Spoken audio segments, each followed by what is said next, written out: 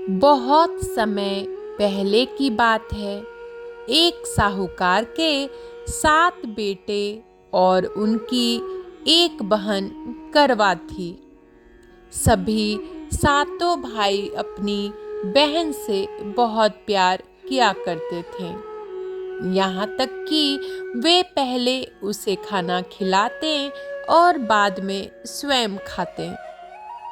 एक बार उनकी बहन ससुराल से मायके आई हुई थी। शाम को भाई जब अपना व्यापार व्यवसाय बंद कर घर आए तो देखा उनकी बहन बहुत व्याकुल थी। सभी भाई खाना खाने बैठे और अपनी बहन से भी खाने का आग्रह करने लगे, लेकिन बहन ने बताया कि उसका आज करवा चौथ का निर्जला व्रत है और वह खाना सिर्फ चंद्रमा को देखकर उसे अर्घ्य देकर ही खा सकती है। चूंकि चंद्रमा अभी तक नहीं निकला है, इसलिए वह भूख प्यास से व्याकुल हो उठी है। सबसे छोटे भाई को अपनी बहन की हालत देखी नहीं जाती और वह दूर पीपल के पेड़ पर एक दीपक जलाकर चलनी की ओट में रख देता है। दूर से देखने पर वह ऐसा प्रतीत होता है कि जैसे चतुर्थी का चांद उदित हो रहा हो। इसके बाद भाई अपनी बहन को बताता है कि चांद निकल आया है, तुम उसे अर्घ्य देने के बाद भोजन कर सकती हो।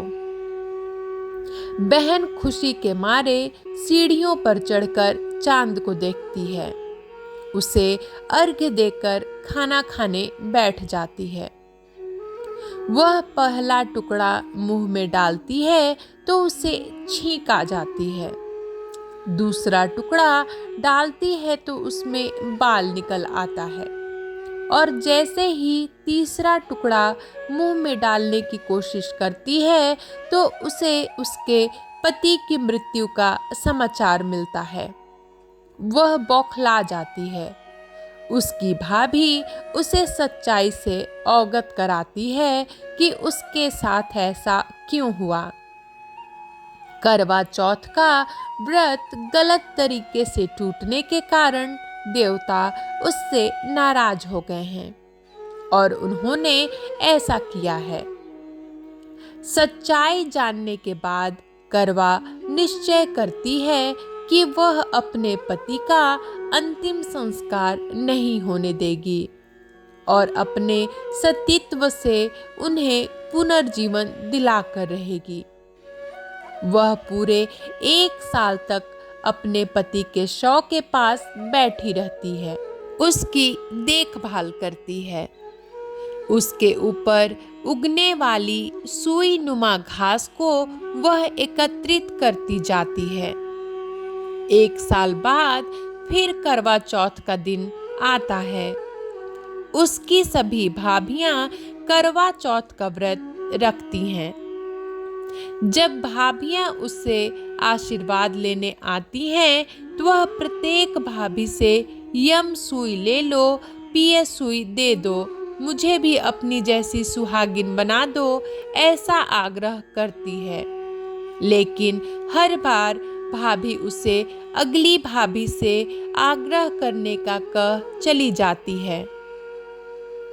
इस प्रकार जब छठे नंबर की भाभी आती है तो करवा उसे भी यही बात दोहराती है। यह भाभी उसे बताती है कि चूंकि सबसे छोटे भाई की वजह से उसका व्रत टूटा था, अतः उसकी पत्नी में ही शक्ति है कि वह तुम्हारे पति को दोबारा जीवित कर सकती है।